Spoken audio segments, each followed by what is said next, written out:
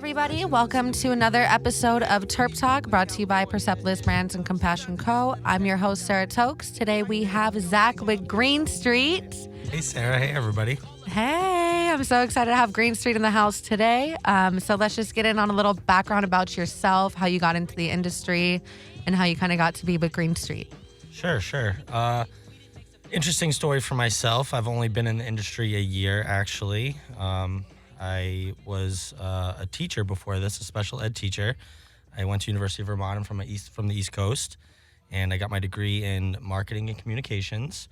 And after graduation, I moved back home to Cape Cod, and I got a job working for a small nonprofit, doing a bunch of different stuff. And after about 3 years, I had 3 different bosses. I got burnt out. I decided to leave that job, and I needed some income right away. So I decided to substitute teach at a local high school. My friend's dad was an administrator. So I started substitute teaching, coaching baseball and golf, and I fell in love with it. I have a brother who suffers from special needs, and I decided that's what I wanted to do. I wanted to kind of give back and teach special ed. So I got my credential, and I continued to teach in Massachusetts for about 5 years. I met a girl who was a nurse from California, and after she got her degree, she wanted to move back to Cali. So I said, let's do it. And I moved to Cali in 2012, and I had interest in the cannabis industry. I had a cousin up north who was attending Amsterdam, and I had another cousin up north who was involved in some farming of some medicine. And I definitely wanted to get involved, but I was in Los Angeles, and I didn't know how to get involved. I reached out to them, and they didn't have any opportunities for me. So I said, okay, I'll just be a boring teacher. And I got my teaching credential in California and got a job.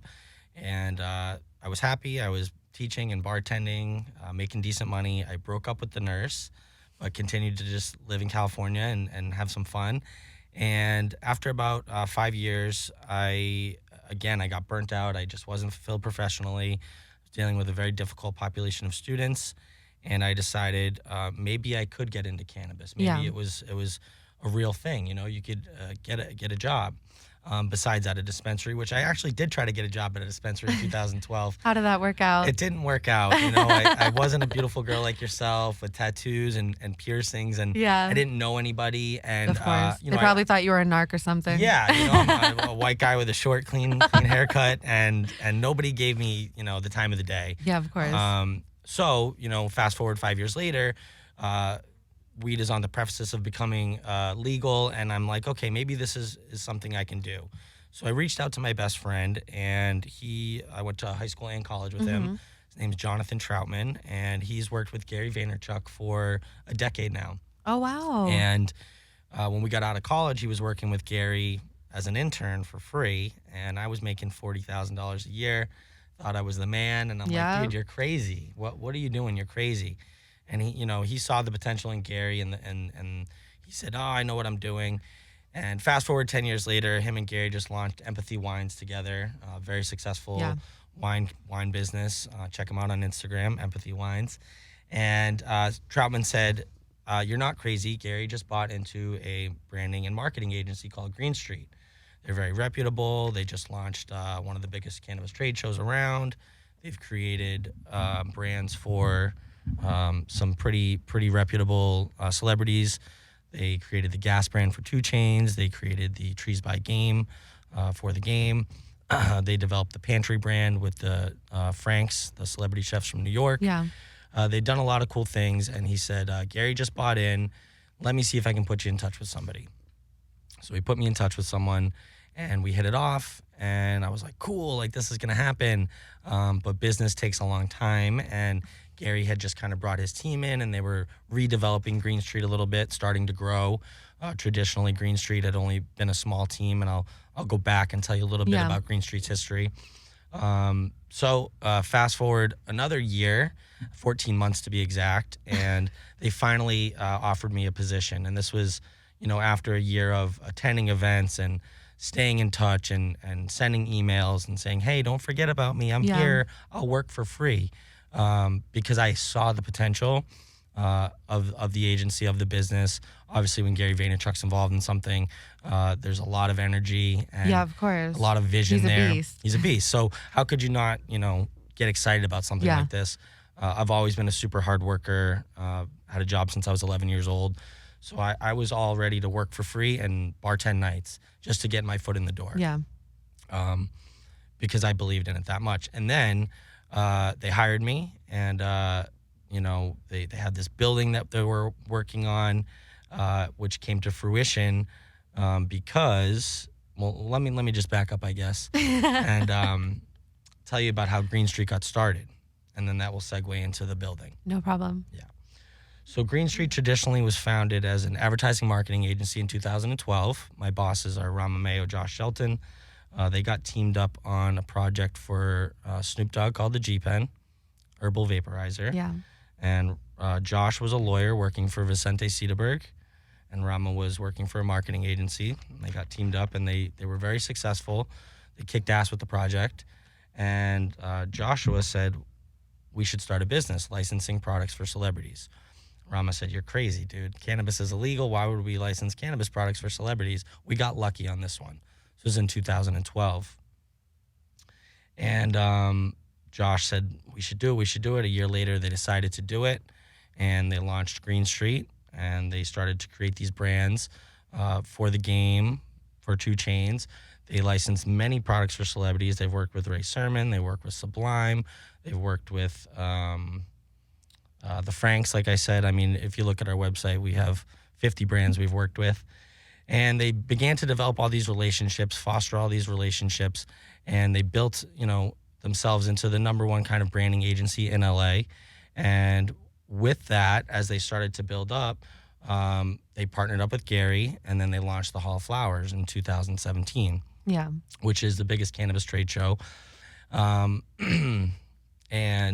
the point of that was to build a platform for the cannabis industry. Obviously, you have those trade shows out there, the MJ BizCons and those types of trade shows. They're not like they used to be, You have a lot of venture capitalists out there just throwing money around, some snake oil type salesmen, just trying to make money, It's not about doing business anymore. So they wanted to create these platforms for cannabis businesses to conduct business on a legitimate level and to really change the culture and smash the stigma. So they did that. They launched Hall of Flowers, super successful. And they had this idea that they also wanted to kind of do that and create an epicenter, where businesses could have a Hall of Flowers on an everyday level. Yeah. So they had the idea for the building.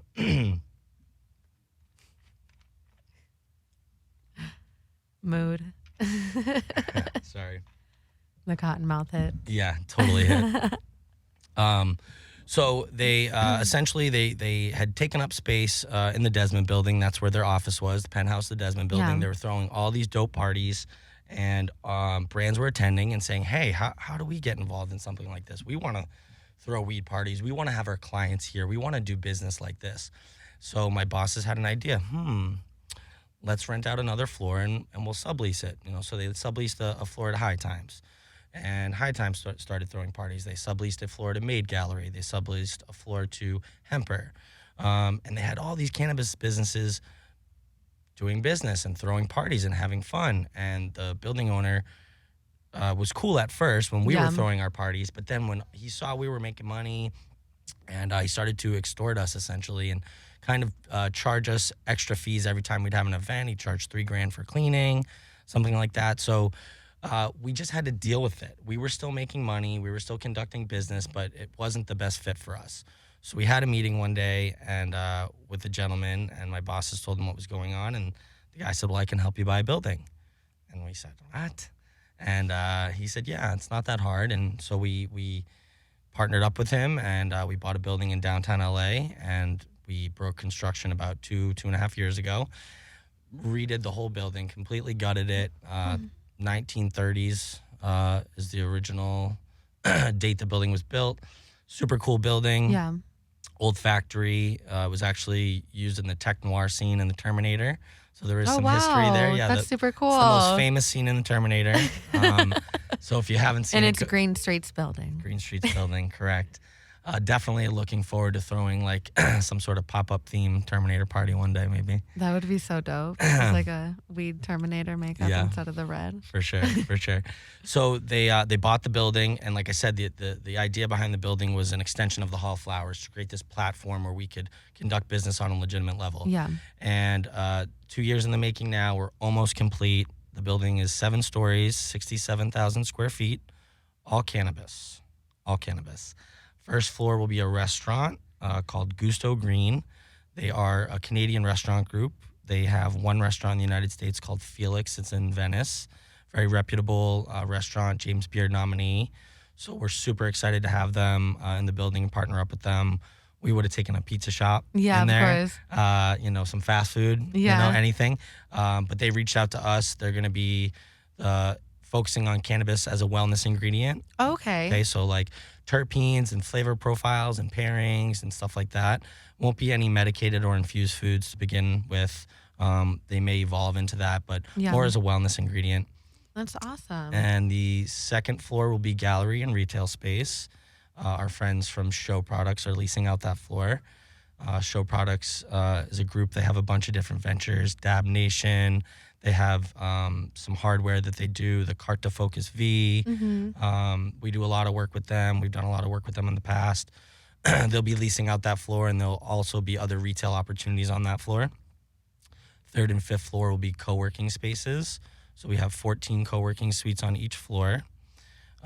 Conference rooms, full kitchens, lounge areas, game areas, 2 floors, 28 suites in total.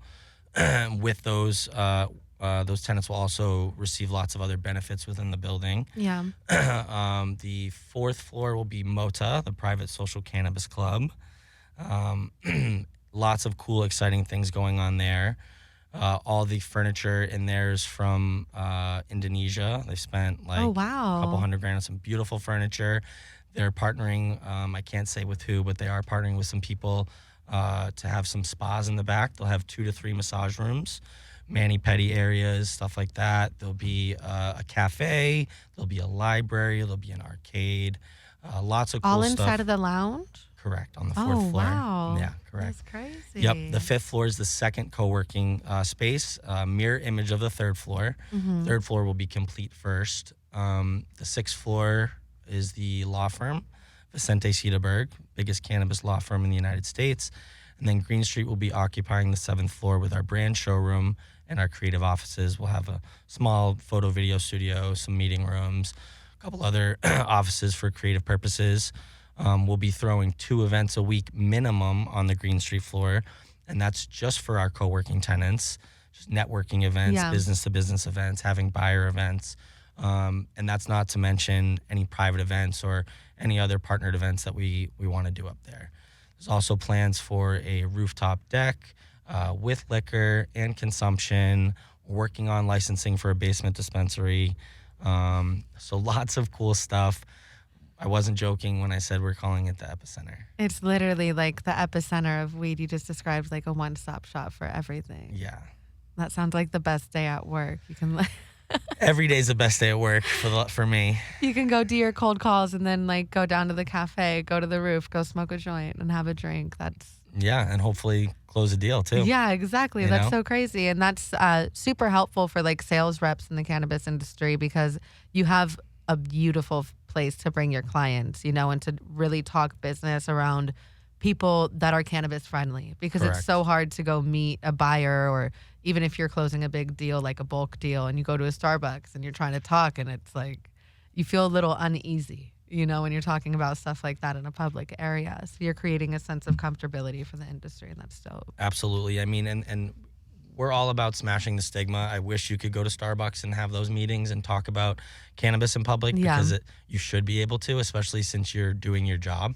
Exactly. You shouldn't feel like you're making a drug deal when you're both licensed to licensed people Correct. trying to just sell something to be in the shop. Correct. So that was definitely my boss's vision from the beginning. He's formerly of the music industry, and when the music industry kind of changed in the early 2000s and people stopped buying records, he was forced to kind of pivot, and he got into marketing and fell into cannabis, and he loves music and he loves cannabis and he loves art, and he wants to stay in this industry forever, but he didn't want to see what happened to him happened to him now, what happened to him in the music industry, where he loses his livelihood because these platforms kind of change Yep. or they, just are non-existent anymore. So he wants to create his own platform, not just for himself, but for everybody to thrive, because that's how cannabis is really gonna, the stigma is really gonna get smashed. Oh yeah, of course, especially when you're working on bringing the community together and kind of bringing like the brands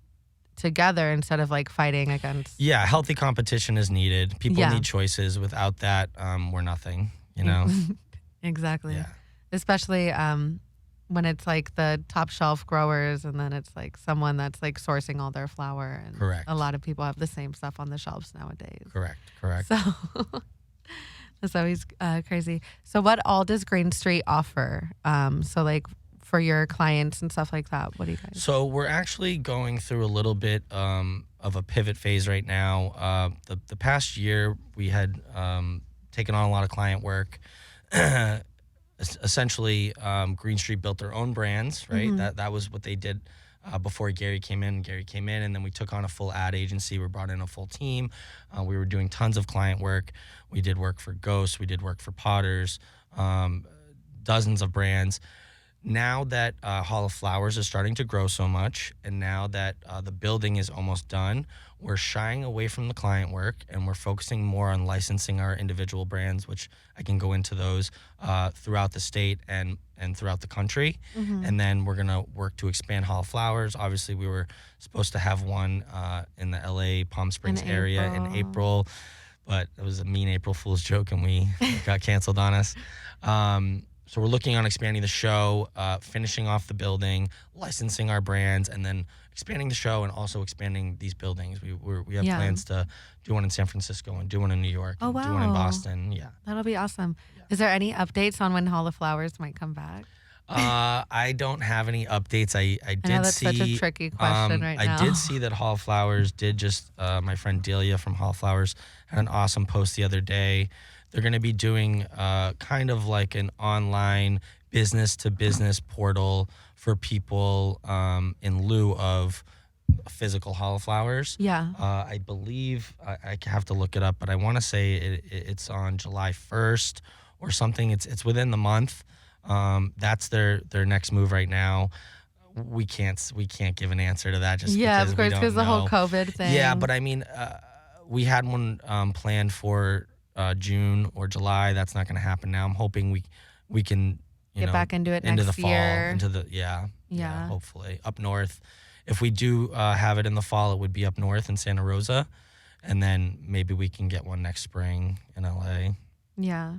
That sucks with the whole COVID thing. That really affected everything. It did. I mean, we had a brand, we have a brand that we were going to launch at Hall of Flowers. I've spoken with and met a lot of awesome people lately at the building. I've been giving them tours, and they had plans for Hall of Flowers, and it sucks. Definitely a lot of people spent money, on their activations and on their plans, and it's a very unfortunate situation we're going through, but at least cannabis is considered essential, and some people are, continuing to do business and stay in business and survive at least.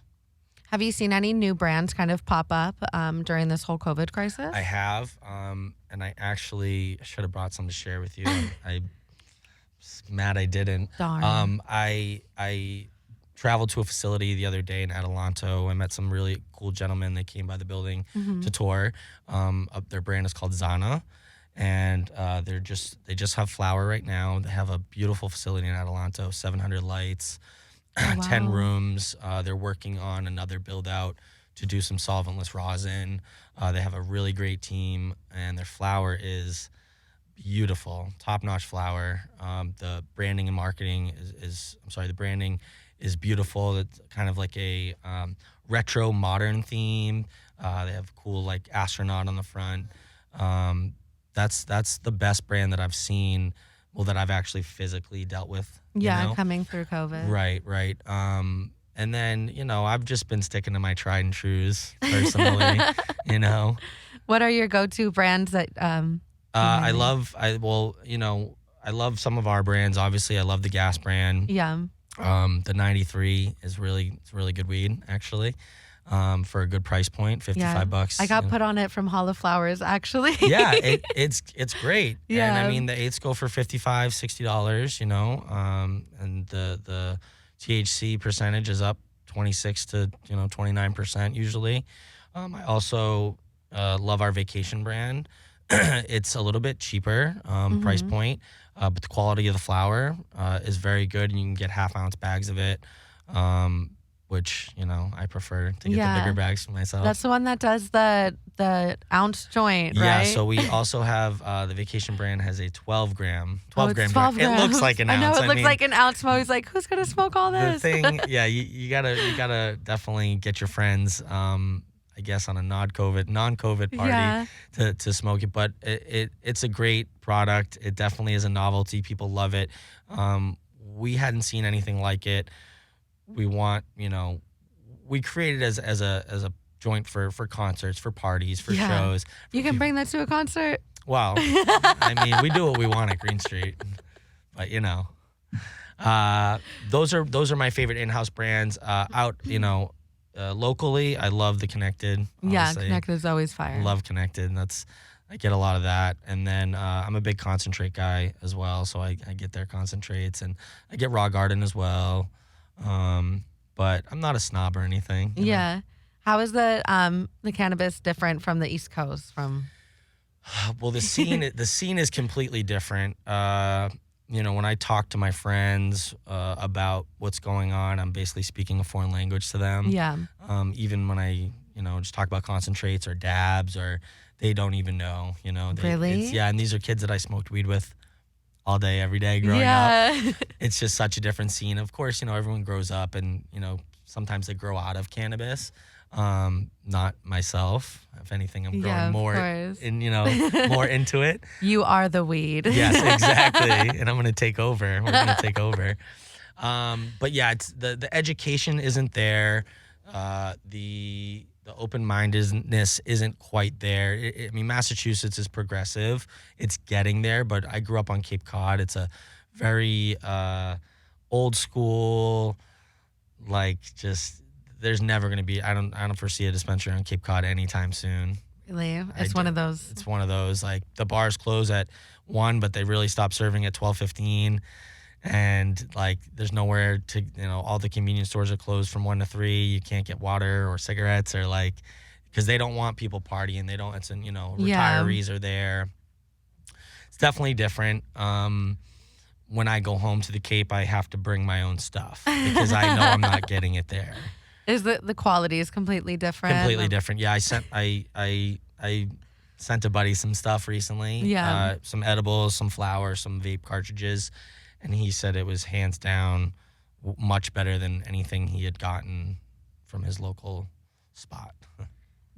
Do they have dispensaries in Massachusetts? They do. Yeah, there's a handful of them. Yeah, he's outside of Boston, so. Oh, okay. Yeah. Yeah, so he's not in your city. No, he's not from the Cape. Well, he doesn't live on the Cape anymore. On the Cape, Yeah. the way you say that. Cape Cod. That's so funny. You say on the Cape. I'm going to go smoke weed on the Cape. Yeah, you better be careful. Do it in a car, in a beach somewhere away from the cops. Really? Well, that's back in the day. Now it's Now it's a little more relaxed. Probably, hopefully. but I mean, it's not like here where you can walk down the street and smoke a joint and people will just be like, oh, whatever. Yeah, yes and no. I live in Burbank, so you can't really do that out there. Got it. I normally have my Carta, I have the little Focus V Carta, Right. and I'll just have it in my purse, and I'll just be dabbing on the street, and people look at me all sideways, like I'm smoking drugs. I'm just like, no, it's just weed. Do you want to hit pre-COVID? Yeah, I love my little dipstick pen. People don't really realize it's weed unless they smell it, I guess. Yeah, right? because the dip devices, they just look like just a traditional kind of tobacco vape. Right. And they're pretty heavy, too. I met their team at High Time this last year. That tastes really good. That's some of the Is garlic. that the GMO? That's the garlic. That's yeah. the GMO. Yeah. That's my rosin. Is Wasn't it fire It got though? me lit. Yeah, that Actually, GMO's fire. that's what induced the cotton mouth. Yeah, I dude. don't even get cotton mouth No, anymore. it's okay. That GMO smacks. I have a friend that's a terpene specialist. So he does only research on that GMO. That's the only strain he does research on.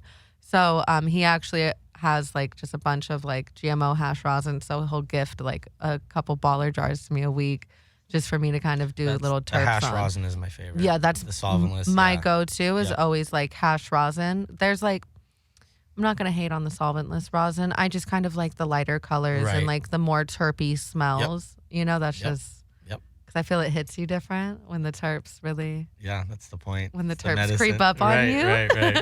They're just coming from the back, smack you, and you're good. Yeah. Is that what happened to me just now? Yeah. Okay. I was wondering what that Low was. key, I'm like, I just felt it. It's okay. It's the terps, the GMO. So let's get back into a little bit about Green Street. Yes, sure. I believe you left off kind of on like the history of Green Street, and then we were going into what you guys were doing now. Yeah, okay. So we're, like I said, we're focusing on licensing our brands. So our brands that are under our umbrella right now would be Gas, Vacation, Country, and Trees by Game.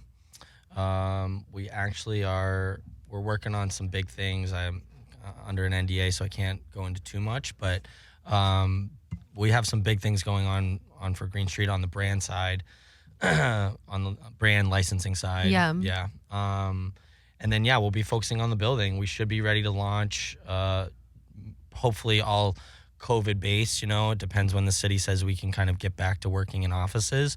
But things are trending upward. Obviously, this weekend retail was able to open back up.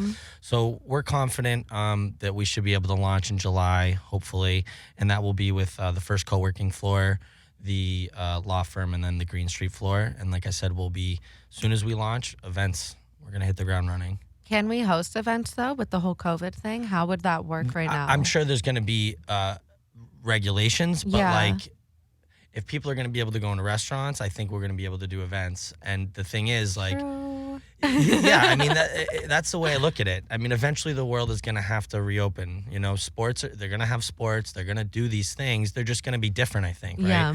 So we have a huge space, right? It's like 3,500 square feet almost. Well, the showroom space is probably like 2,800 square feet, and then we have office space in the back. But anyway, it's a huge space.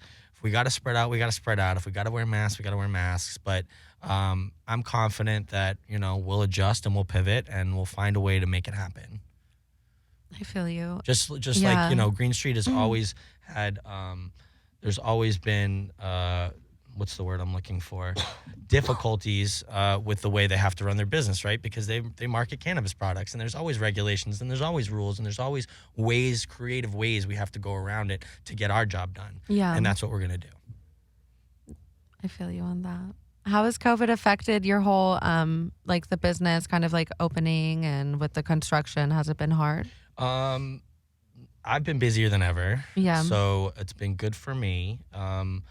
If you know anything about construction, you know that it always takes longer than it's supposed to take anyway. Yeah. So we already were a little bit behind, and this actually has given us a little bit of time to catch up because Oh, the world wow. has seemed to like kind of shut down. But construction has been considered essential, and everyone's been working every day for the most part. And I've been to the building 2 or 3 times a week. I've been hosting meetings and giving tours and kind of just checking in. And like I see the progress every day. There's still work to be done, but it hasn't really slowed us down too much, luckily.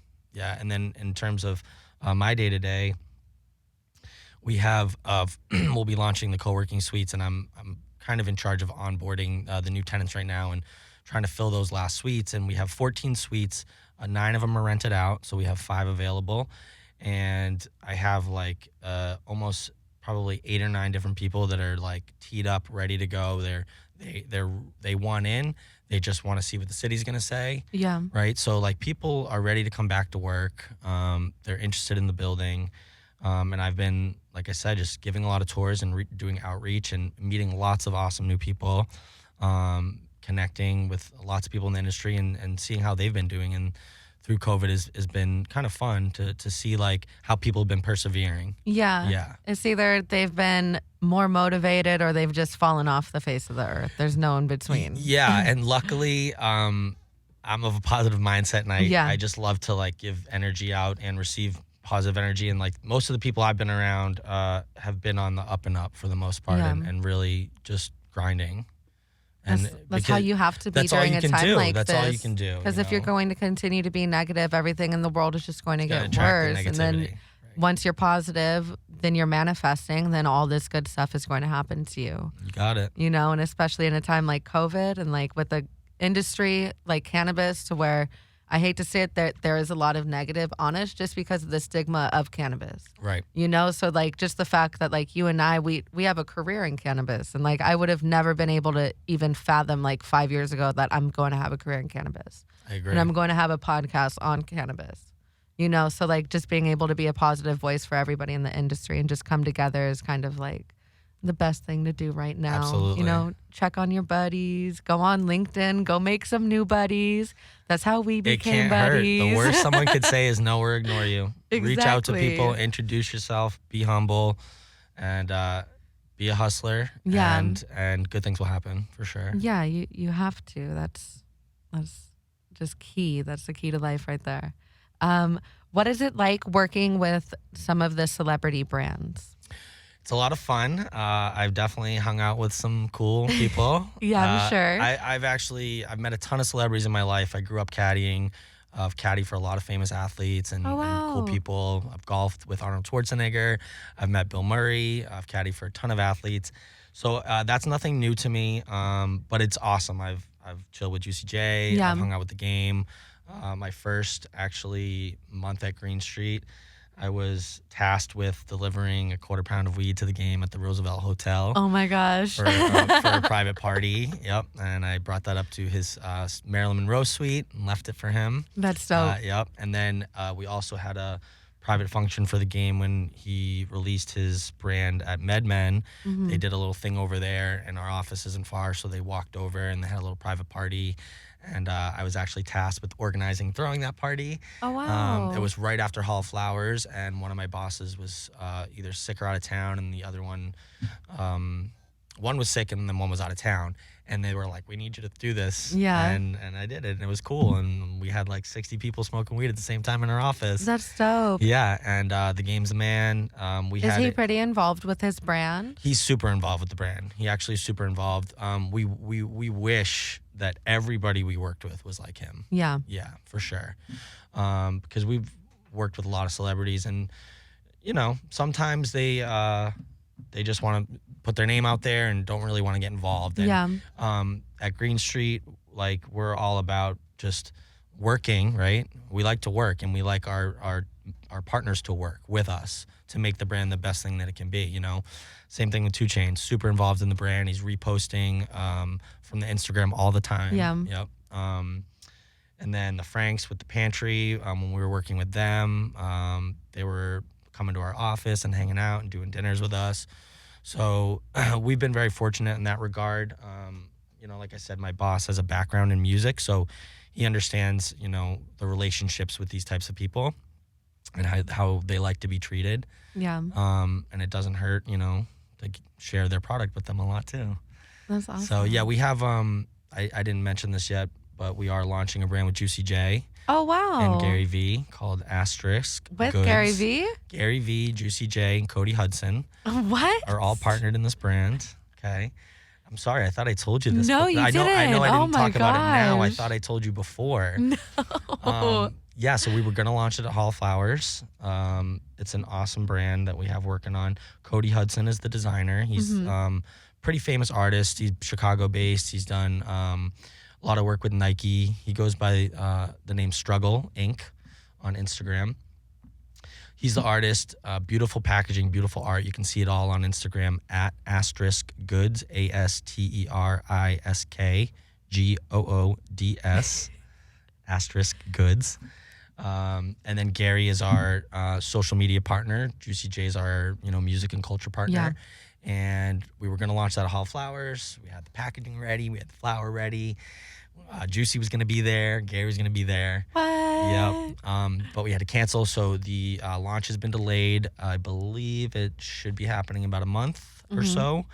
And there's going to be some special music from Juicy coming as well Oh wow, to go with the brand? to go with it. Yep. Oh my gosh. Yep. So then hopefully this will all kind of line up with the building. And we can do a really big launch party for Asterisk there. Yeah. But we have merch that will be for sale soon online. You can actually see it also on the Instagram. Oh wow. It'll be available very soon.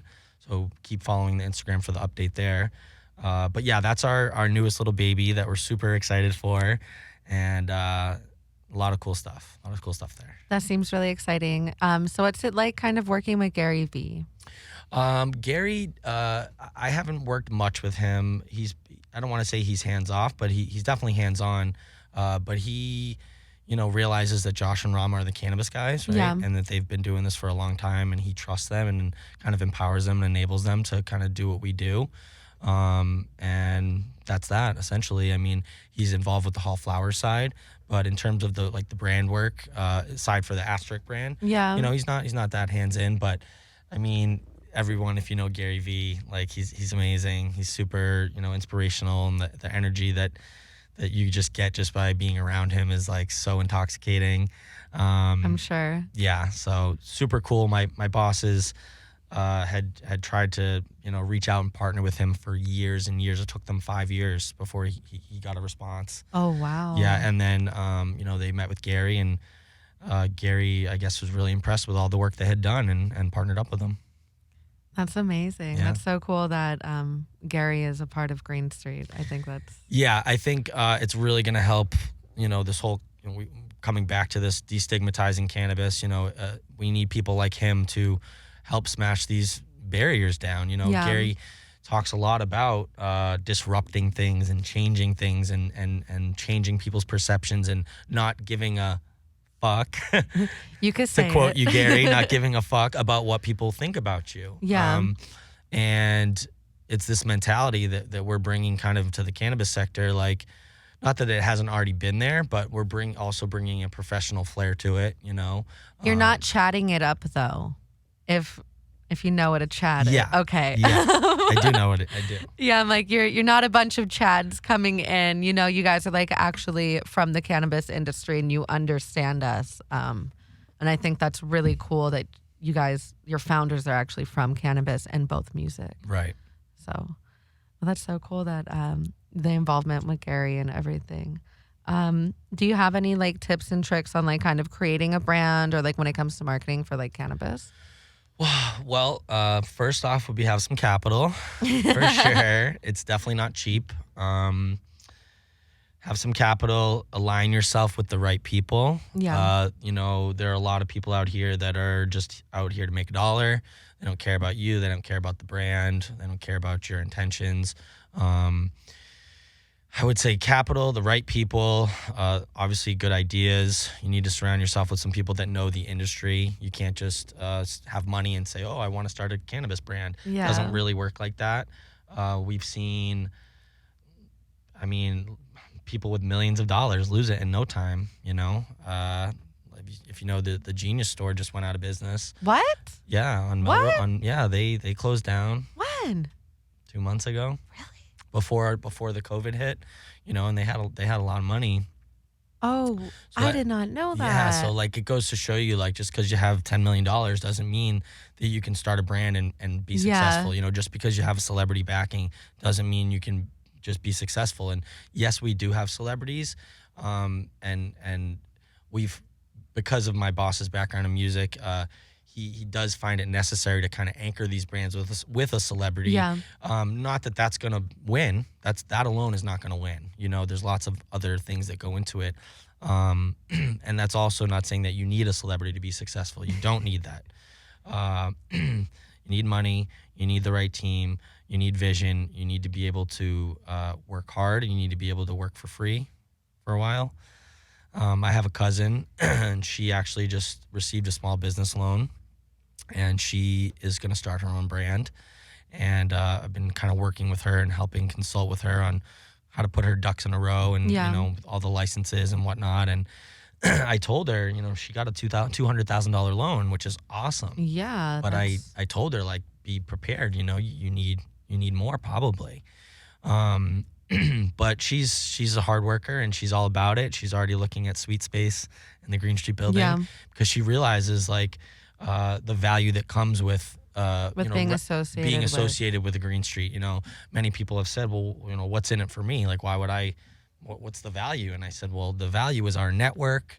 Like you said, the clout that you get by bringing a client there instead of a Starbucks is, right away they're going to be like, oh. That already closes the deal. As soon as you're like, hey, go meet me at my suite at Green Street, they're like, okay. Right. And it makes you Checkbook ready. It makes you look legit. It makes you look like you're a businesswoman. Yeah. And that you do know what you're doing, and that you can afford nice things because you're successful at what you're doing. Yeah. But going back to your question about how do you start a brand, my advice, those things that I mentioned, and definitely you need to get a budget, and you need to be prepared. Yeah. When it comes to like branding, so like social media, creating like the whole like brand aspect, like what are your tips? Well, first, you got to build that story with a brand. You have to find your voice, right? You have to build a story. The main way we do that is through Instagram, right? That's free advertising. And to be honest with you, Green Street doesn't spend a lot of money on their marketing. We do a lot on our own, through the Hall of Flowers, through our websites, through our web stores. For all of our brands, we have a marketplace for gas apparel. We have a marketplace for pantry apparel. We have a marketplace for the trees apparel. We do PADs, of course, at dispensaries and whatnot. But I run all the socials for our brands. So I do the gas, the trees, the vacation, the asterisk, and the country. I'm very active on that. We post usually at least 5 times a week. I try to post every day. Obviously, I'm running 5 of them, and plus doing a million other things. So I can't do that every day, but generally we're getting 4 to 6 posts per brand per week. Okay. Multiple story posts a day, right? Videos, lots of videos. You feel videos or pictures are videos better videos for IG? I do, yeah. Unfortunately, we don't have the capacity to produce as much content as we would like right now. Yeah. When we transitioned, we let some of our creative people go, because we're not doing as much of that anymore. But I definitely think videos, you receive more engagement through the videos. Yeah. All about the live streaming, of course. It's very similar to what you're doing here. When you first start a brand, right, you may think like, oh, no one's going to watch my live stream. Like, oh, 2 people are watching me. Like, yep. That's why I don't go on live. Don't let that get you down. Obviously you're on an amazing platform here. Yeah. So you probably had a good, network listening to you right away, but you got to start somewhere, right? And when I first started, before I got a job at Green Street, I told you I was a teacher, and I had my first, meeting with the guy, and he said, cool, we'll get back to you. And I thought to myself, like, okay, yeah, I have a connection, but what if this doesn't work? I'm not guaranteed a job here. Yeah. So I needed to somehow create like a portfolio for myself, right? So I could break into cannabis, because I had no experience. So I got on Instagram and I created this profile for myself, and it was an account based on cannabis education. I was a teacher before, and the way I figured I was going to break in was through education. And I posted I was working 70 hours a week at 2 jobs, and then posting 1 to 3 times a day on my own account about cannabis education. And when you first start, like, you're not going to get engagement, you're not going to get followers, but it's not about that. It's about the content that you're putting out. Yeah. And that goes for when you're building brands too. You have to build that story. It's going to take time. So don't get discouraged. Just keep working hard. Keep putting the content out. Don't worry about the likes. Don't worry about the views. They will come, And then when you start, if you have a brand and you do start spending some marketing dollars, you'll see it. You'll see it all start to come together. So you said that you did a little cannabis education. Do you want to go in about that and kind of like talk about that? Yeah, sure. What did you cover and everything? That's super cool. Yeah. So like I said, I didn't really know how I was going to break into cannabis, but I love to talk. I love to educate. I love to connect people. And especially that's what's going to help destigmatize cannabis is the education factor, right? And even when I was teaching at school and trying to get this Green Street job, I would, tell my friends, my teacher friends, oh, I'm getting this job. And I'd be like so passionate about like the cannabis, and they'd be like, damn, like you need to get this job, But yeah, so I would essentially, the handle is at the Green Grasshopper. I actually haven't posted on it like in a year. Okay. I got so busy with Green Street stuff, I kind of took a step back, but I've been telling myself like, I do want to kind of get back into it and start just making, connections through the education facet, because I haven't been, I'm working now. I want to get involved a little more, if that makes sense. Yeah. But, and I would post about anything and everything from information about terpenes to cannabis policy to history to I actually started doing the first thing I started to do is because I couldn't think of anything.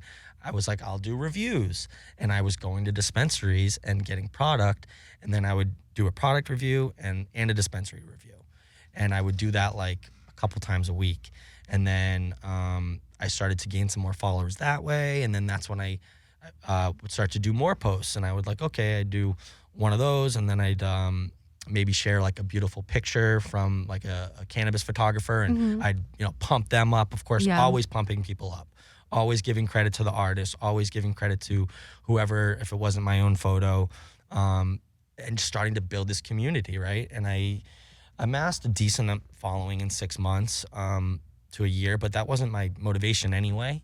The motivation was to build that portfolio in case it didn't work out with the Green Street thing. But it, they saw that while I wasn't working for them, I was working, to try to build myself up, and they were pretty impressed. And I think that's probably one of the reasons they offered me a job, but many other reasons. But yeah, that was the idea behind that. You can definitely still go to that Instagram handle and see all the stuff I posted. There's some funny stuff in there. I've wrote poems, like, oh wow, yeah, that's so cool. Like it was my favorite part of the day. I would literally go home and I'd be like, okay, what am I gonna do today? And whatever popped into my head, I would just do it. I love that. Yeah. Do you have a favorite terpene? Ooh. That's such a broad question with all the terps. Or favorite terpene profile, maybe? Like a mixture of the two? I mean, I'm a basic bitch. Limonene is like, it's, I love the citrus, You Myrcene. Myrcene? Yeah, myrcene, sorry. Myrcene. That's probably my favorite. I love myrcene. The mango terpene. Yeah, the mango terp. We just did an episode on myrcene that'll be releasing pretty soon, a cooking episode. So great. Make sure to stay tuned for that. That's so dope. Yeah. What's your favorite thing about working in cannabis? The people, I don't know. It's everything. I mean, the last year has been, I haven't had a bad day. I get to smoke weed while I work. I get the job done. People appreciate it. People appreciate me, my hard work, my energy. I just love it. And the industry took a pretty big hit Q3 and Q4, right? Yeah. A lot of people got let go. I have lots of friends that lost their jobs. And I was so happy that I didn't. And if I did, I could never go back to anything else. Like, I'd have to stay in the industry. People are like, oh, you could be a teacher. No, don't want to be a teacher again. That's so dope. Do you have anything you want to kind of say or like touch base on before we sign off for this episode? Just I want to make people aware of the amazing project we're working on downtown, the Cannabis Epicenter, the Green Street building, 718 South Hill Street on the corner of 7th and Hill. Lots of cool stuff going on. If you have any interest in checking it out, you can reach out to me. Find me on LinkedIn, Zachary Hirschfield.